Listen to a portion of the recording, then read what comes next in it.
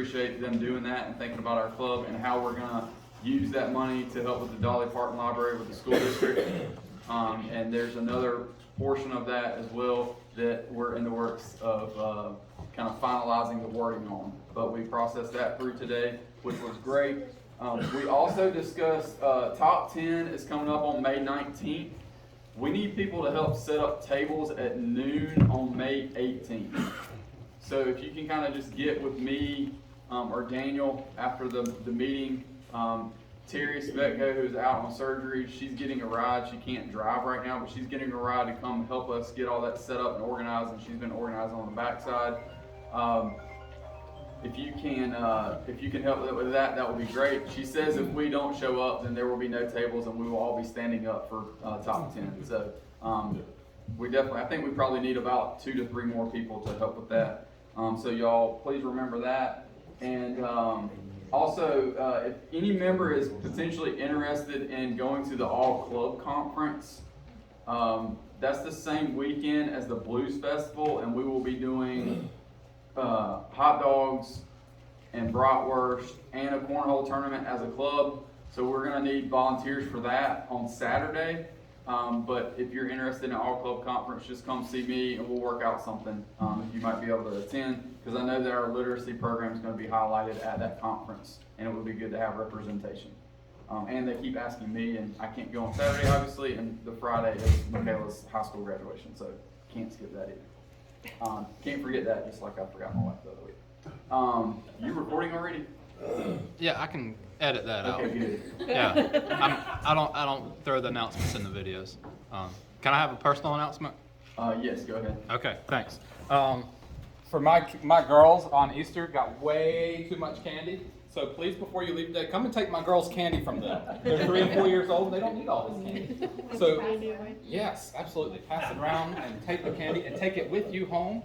I want that bowl empty. So you want the bowl back. I want the bowl back, but not the candy. Brian, did you have? The top 10 will be at the museum or the Ridge? It will be at the museum. Thank you for the clarification. Okay. Yep. Mike, were you good? Okay, same question. Scott? Hey, I didn't have anything on planning of this, but just to kind of go into some detail about what we're doing with the literacy grant. Sure. We received a $25,000 grant specifically for our literacy program. The district office has started back up the Dolly Parton Library, which they did years ago, pretty expensive program. So what the board has voted to do, we've actually set aside $1,000 for a different literacy project. So for the $24,000, what we're going to do is pay for 1/4 of the district's Dolly Parton each year. We're going to go to them beginning of the end of the school year in June. What did y'all pay last year? We'll pay a quarter of that. Of that quarter, 2/3 will come from this grant. 1/3 will actually be matched by the club. So we will need to continue our fundraising to do that match.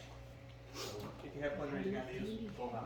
Up to 5,000? Was 6,000, sorry. Up to $6,000 Per year. Same We thing don't yesterday think with the we'll get there chocolate. This is for just the you. gummies. I got rid of all the chocolate yesterday. Okay, thanks for those clarifications, Scott. Anyone else? Tons of announcements today. Again, thank y'all for coming and being here. It's great to see folks who don't come all the time, yet they should. Not pointing anyone out. Now I'm going to introduce our speaker. Why are all y'all laughing? Y'all give me grief. I was late one day. Anyway. All right, so now I'm going to introduce our speaker, Miss Brenda Feece, and she is going to come up and talk about the Crossroads Pregnancy Center. Before I kind of give her bio that she sent me, my connection to her is that their former ultrasound tech who helped them is Elizabeth Norris, and Elijah, her husband, came and spoke about the ministry that they went and did in Central and South America, ministering to those first responders. She's leaving from helping with them because they've committed to go 100%, and they're moving to Ecuador, hopefully in August. So if y'all want more information about that, please let me know. Great thing that they're going to do and help people down there and minister to first responders, but also share the word with them as well. So that's my connection with her and how I knew. And the only reason Elizabeth's not here is because it's spring break in Abbeville and they're camping as a family. So, Brenda is a retired dental hygienist, and she has been married for 40 years to her high school sweetheart. And it's 20 years for my wife and I, but we weren't high school sweethearts this year. She has 3 daughters. I have 3 daughters as well. 10 grands. We don't have those yet.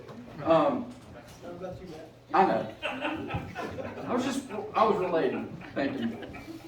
She's been at Crossroads Pregnancy Center for a little over 2 years, and we look forward to just hearing about what they do and ministering to ladies throughout the community. All right, Brenda. Thank you.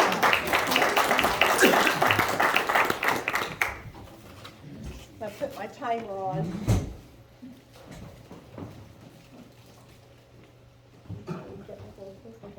Thank you so much for having me today. I would say us, but I couldn't coax anyone to come with me. Usually I do.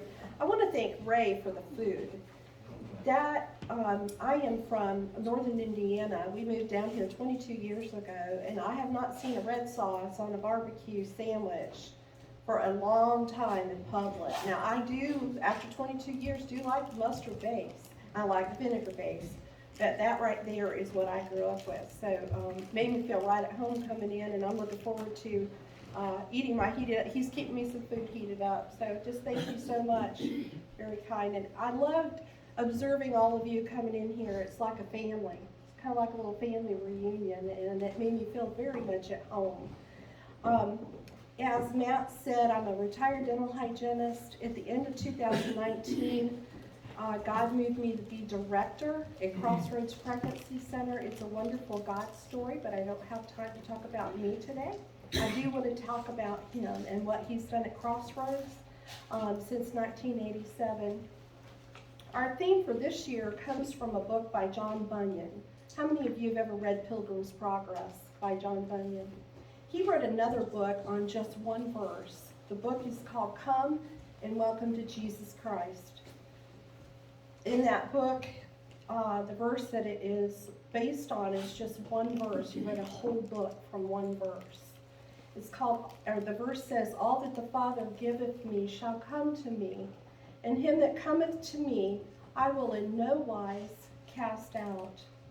In explaining the meaning of the text, Bunyan labors to remove the doubts and difficulties of sinners and backsliders in their approach to Christ. We want everyone that walks through our doors to feel welcome, no matter what their background, no matter their current situation. We do not pass judgment on people. We just welcome them, just like Christ has welcomed each one of us into his life. Our mission statement is pretty clear up here. Of course, we help men and women dealing with an unplanned, but I like to put in parentheses, yet providential or sovereign pregnancy. No child is a mistake. No child is a mistake. It may be unplanned. I was unplanned. Are you kidding? I was 6 of 7. My mom thought she was done. I was unplanned. And then we like to lead them into a living relationship with Jesus Christ. We don't hit them over the head with the Bible. God did not do that with me. He very gently lured me in by his love and by his consistency. In 1988, Calvary Chapel in Greenwood started Crossroads Pregnancy Center. These two young ladies, the lady on the right is actually from Waterloo. She came in as a teen the first summer that I was at Crossroads. The other young lady in the screen is from Greenwood. They were both teens, and their guidance counselor, Leah Deal, sent them in.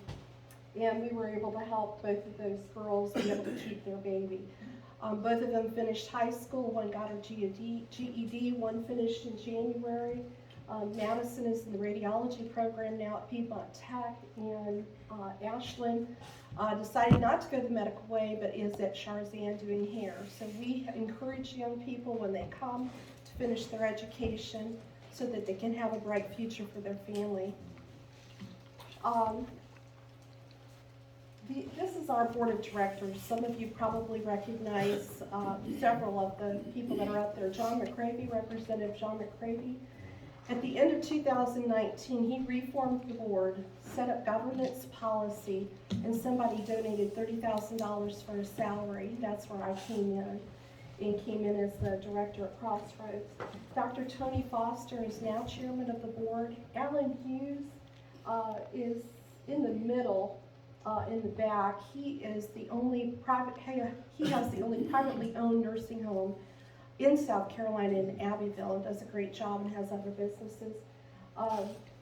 Carrie Kynard is a stay-at-home homeschooling mom, and so is Abby Drinker. Dr. Susan Sheridan teaches in the accounting department at Lander. Max South helps nonprofits with IT. And then all the way over on the left is Dr. Brian Casey, and he's our medical director. We serve 6 counties. That's a lot. Many people don't even know Crossroads is where it is right now. In 2020, God gave us $46,000 during COVID to be able to buy this beautiful home. It sits, many of you have driven by it. It sits on the corner of Grace and Durst Street across from Dr. Gray's office, the chiropractor, yellow chiropractor office. He's on one corner. We're on one corner. There's Dental Arts on the other corner. Mark Emick used to own this building. We bought this from him and his lovely wife, and they gave us a very generous offer on this home for us to be able to buy it. So many people have gone by this house, stopped by to drop off a donation, and often asked to see the inside, and you're all welcome to do that. I don't know how many of you know Ed Moore that has David Clothier in Greenwood. Ed came by to pick up something. He's a supporter of ours, and he grew up in this house. And he said, "Can I see the house?" So he walked by and told me a lot of stories about the house. We're so thankful of the house that God gave us. Before that, we were in 700 square feet underneath Lucy's Love Shop in Greenwood, underneath the strip mall. So God certainly has a sense of humor. We're so glad to be able to function in this home. This last year, I don't have a lot of time, but we have a lot of really wonderful stories. But I want to just highlight one story that happened last year, and it was, so many of us talk about God's stories, and it certainly gives, all of this story, I want to give God the glory. So we actually rescued 7 twins. This one young lady called, and she was from, can you all hear me? Is that okay? It's just such an important story. She called from Anderson, and I said, well, there's a pregnancy center in Anderson. She said, well, I go to the doctor in Greenwood, and she can't get me in for an ultrasound, and she suggested that I come here. And so we had her in, and she told me that she had 1-year-old twins, and that she was pregnant, and that she didn't feel that she could handle it. And I looked her in the eye, and I said, I had 3 in less than 3 years. I understand. I understand you're going to feel very, very overwhelmed. So we got her on the ultrasound table. Elizabeth, who knows Matt, she's in her 30s, young, bubbly, chatty, always talking about the gummy bear and look at the baby sucking the thumb, and she lets them listen to their heartbeat. And Elizabeth gets white as a sheet, and I look over at her, and I look on the screen. The girl hasn't looked yet. I look on the screen, and I see 2. And right away, I felt like I needed to be sick, because I thought she's going to kill 2 of them. So I start praying, God, give me something brilliant to say. And God shut me up. And I looked at Elizabeth. I wanted to put it off on her to talk to the girl. And I said, Elizabeth, would you like to tell our client about her ultrasound? And she said, and the girl wasn't looking at her. The girl then looked over at her ultrasound, and she saw the tumor. She goes, what's the matter? Is it twins again? It is, isn't it? I just knew it. And again, Elizabeth and I just didn't know what to say. And the girl started crying. And Elizabeth, she has a great sense of humor. She said, there's a 1 in 70,000 chance you would be pregnant for twins twice. You need to go buy a lottery ticket. So we all kind of laughed. And again, I'm just praying. We usually talk during the whole time. I can't say anything. And all of a sudden, God gave this to that young lady. She said this. She said, oh God, I can't kill 2 of them. She could kill 1, and she couldn't kill 2. Now, does that make sense to anybody? It doesn't make sense to me. So I had her back in my office, and Carolina Health Center had referred a teen to talk about adoption. I had not done that before, so I prepared for that and had brochures on my desk to give several references and how we were going to handle that. And had her back sitting in my office, and she's crying in the chair. I'm crying. Seriously, I didn't know. I don't have any training in this, none whatsoever. And I mean, I've had a few people cry when they needed a bunch of dental work and didn't have the money for it. And I'm just not used to dealing with this. And so I told her, I said, I'm gonna talk with the team this afternoon about adoption. Here are some brochures. Will you please just go home and think about it? We'll help you if you decide to keep your babies.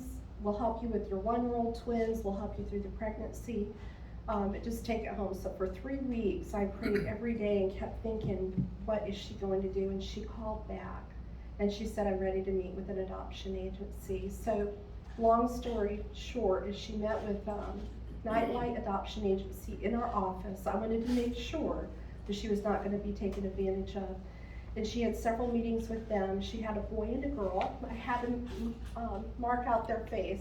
On Thanksgiving weekend, they went to a couple in Atlanta that had never had any children. They're in their late 30s, early 40s, and it's an open adoption. Now, I thought I knew what an open adoption is, but it can be as open as they want it to be. And that is a beautiful thing now about having girls and helping them to save their babies. So many don't want to think about adoption because they think they'll never see that child again. And as a mother, how many mothers do we have in here? I can't imagine that. But with this young lady, she's able to, her 1-year-old twins will know their brother and sister. She can see them on holidays, on birthdays, and she wrote out a whole birth plan. And this family that's adopted the twins were agreeable to that. So, and there's all kinds of things set up to make sure things happen in the proper way. But it was a thrill to me to see God work, and that it wasn't what special words I learned at some conference or through some university in some program. So God directed that whole thing. I'm going to keep getting through to talk about what we do. We do free pregnancy tests and a free ultrasound. Whoever comes in, there's Elizabeth with one of our babies. There's Dr. Casey. Right away when they come in, so many young people don't feel like they have the money to keep their babies, so we want to wipe that out. I've paid taxes and still pay taxes for years.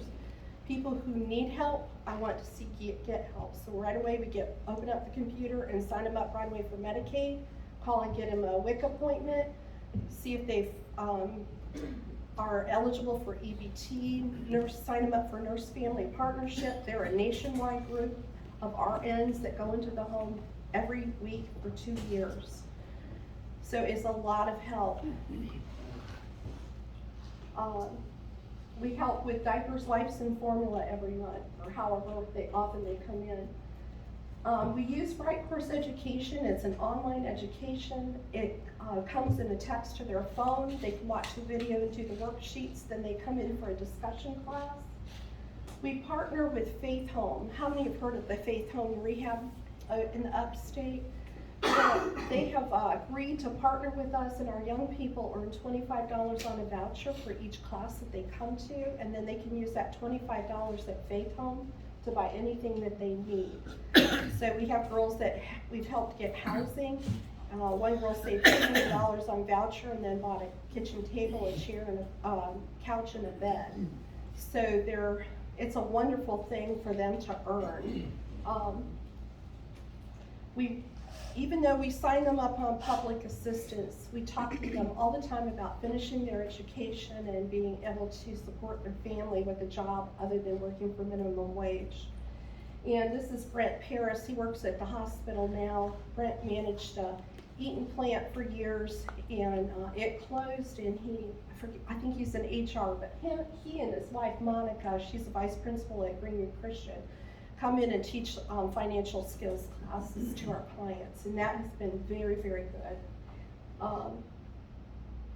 We do parenting classes. Her name's Scarlett. Her mother, she was one of the first ones I helped. Her mother was living in a hotel behind Dairy Queen there in Greenwood, and she was working for the hotel, and they were giving her a room for free, not free. They paid her $500 every 2 weeks, but took $1,000 a month for rent. So she was actually enslaved. And she came in, and she ended up being 20 weeks along. She wanted an abortion, but she kept her little girl. We helped her get out of that, get a place to live. She's living up in the Spartanburg area and has a full-time job now. But we just never know who God's going to bring through our doors. We started a new program in February. A lot of pregnancy centers have post-abortion Bible study for women that have, or men that have been involved in an abortion, and there's a lot of guilt that they feel through that. And so there's a program Kelly Snelling is heading up, and she's working with some women now. I wouldn't say they were young. I think her first person that she worked with was in her 60s, and then she's working with a retired pastor's wife. So abortion knows no boundaries. We're not here to shame people. I think we need to talk about it openly. I think people need to be freed from the guilt of it. There is no sin that is any greater to God. And yet, when women have an abortion, they carry that with them all of their lives.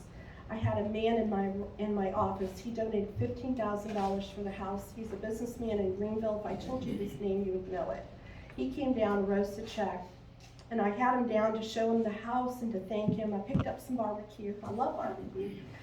And he said, I want to talk to you. And he sat in my office for an hour and a half and cried.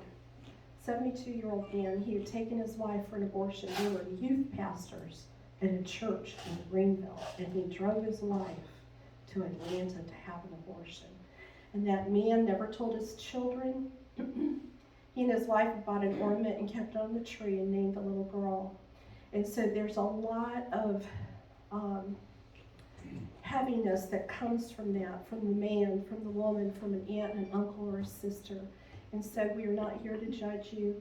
Kelly meets with people other than the pregnancy center and private areas so that you can talk openly and share these things and get them off of your chest and know that you have forgiveness for that. That is very important to us.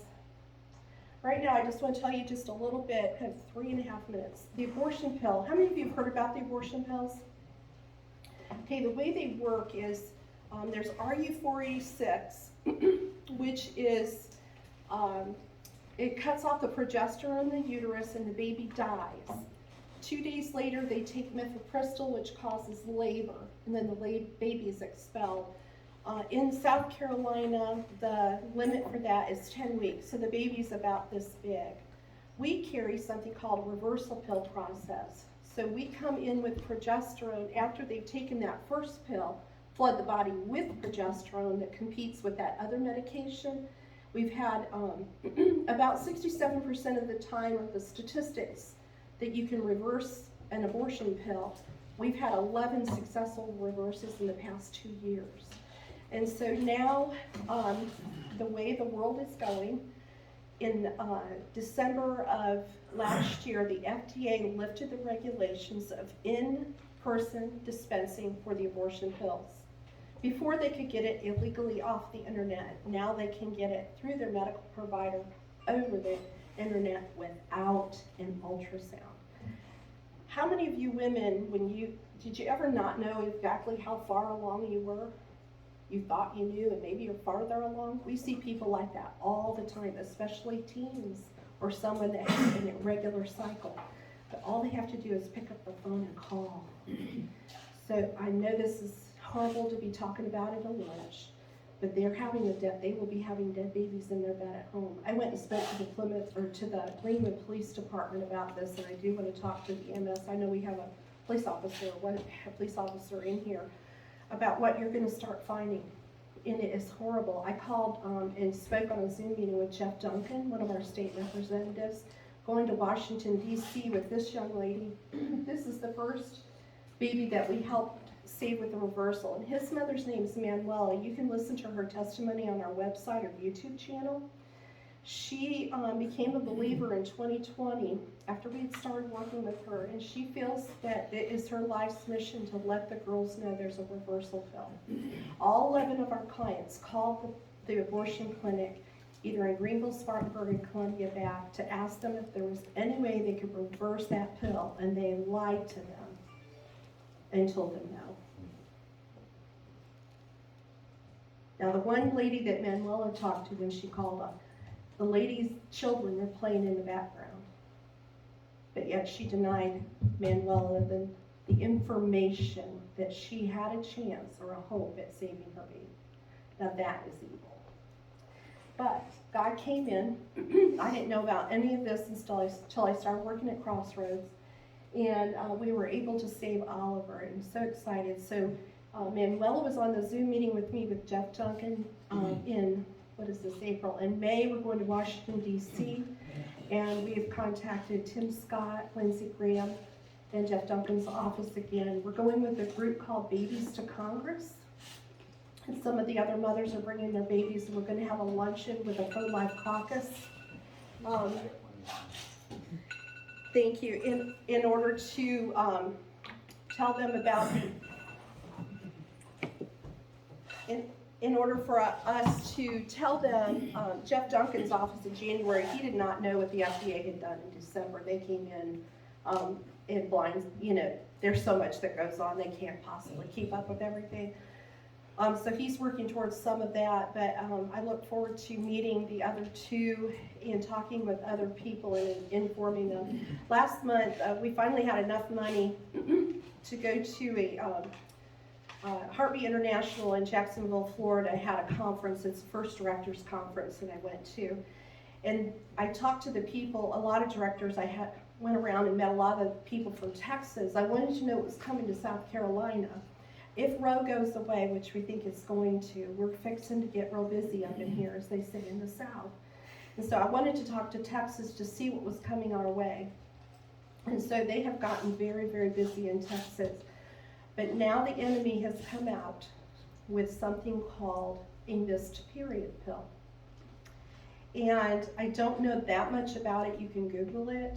But what they've done is they've taken that second medication, the second medication that causes the labor, and that's all they're going to give a girl if she calls and says she's missed her period for 7 to 14 days. They're going to give her two days worth of 3 doses in 2 days of mifepristol. Google it. It's a labor-causing medication for her to start her period. It's overkill. Now, this is not Plan B, and this is not the morning after pill. This is something totally different.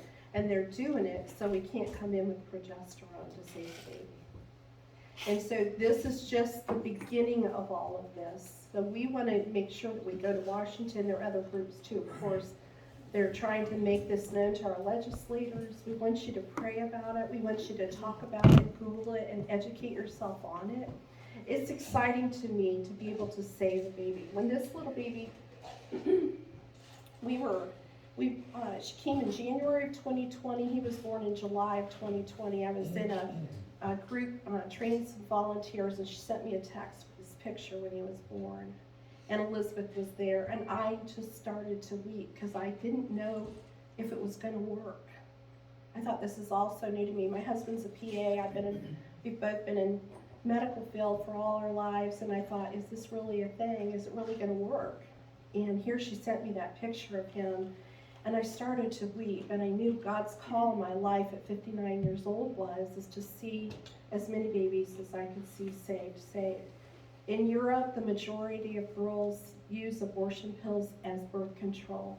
So there's countries where it's 90% they're using these abortion pills instead of using birth control.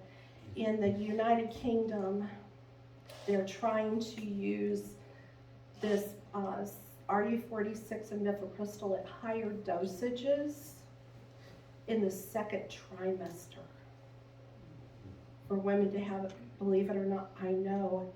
I'm telling you, that is pure evil. So, over 2 years ago, I was you. I knew nothing. I was going to work, cleaning teeth, going to church, being with the kids and the grandkids. And God brought this awareness to me, and I feel the need to bring the awareness to the public, to the churches, to police officers, to EMS. This stuff is coming in under the wires. This is how Satan works. And I want to try to get ahead of it. I talked to some people at National Right to Life. They were going to have Manuela speak in June at the National Right to Life conference in Atlanta. They found someone in Atlanta. But we really need to get ahead of this because we keep trying to catch up with what Satan's doing. You know, we need to, instead of be on the defensive, we need to be on the offensive. And I think educating the public is going to be one thing. If I can speak to any other groups or to your churches, God brings in support. I'm not saying we don't need support. That's not the reason that I go out and speak. It's to make people aware of what's going on. This may save your grandchild's life. This child's grandmother, when I went up to see him, she hung on my neck and thanked me for saving her first grandchild. I mean, so this stuff it's serious, it's wonderful, it's happy. There is evil involved in it, but there's a lot of good news, and there's a lot of things we can do to help. I love what you're doing with the reading literacy program and the backpacks. I grew up a poor kid. I would have loved to have had food come to my home and to get a book in the mail. So I love what you're doing. I'm not here necessarily to take away from whatever you're doing here in Lawrence County, but we do serve Lawrence County. I spoke at Northside Baptist Church. I'd love to share at any churches or ladies groups or any men's groups too about what we're doing and what you can do to help. We have little bags for you. There's brochures in there and candy and a little bookmark, but most of all I want you to do is to put our brochure on your refrigerator or your our bookmark in your Bible, and to remember to pray for us every single day. We have a lot, I need a lot of wisdom in what we're doing. And I would say one more thing, save the date. We're having Pam Tebow come and speak October 27th. She'll be speaking at Northside Baptist Church. This is our third Road to Life event. It's not a banquet. There'll be a dessert reception afterwards. And so we're, of course, looking for sponsors for that. And if you want any information, leave me your email and I'll email you the information about the sponsorships. But thank you so much for having us. Keep us in your prayers. If God lays something on your heart to talk to me about, please feel free. I'm as ordinary as apple pie. And thank you so much for having me today, Matt. Appreciate it.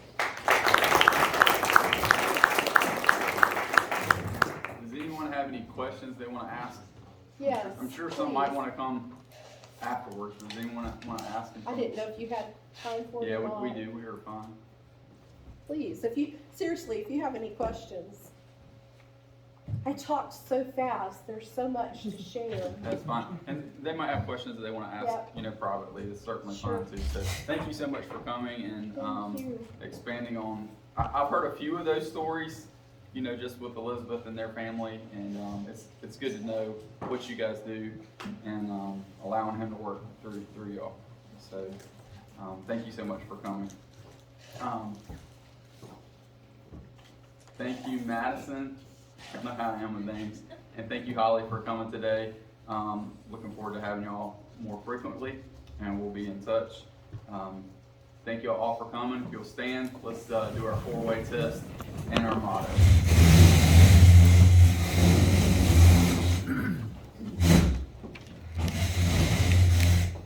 Is it the truth? Is it fair to all concerned? Will it build goodwill and better friendships? Will it be beneficial to all concerned? And our motto, Service above self. serve to change lives, Rotary.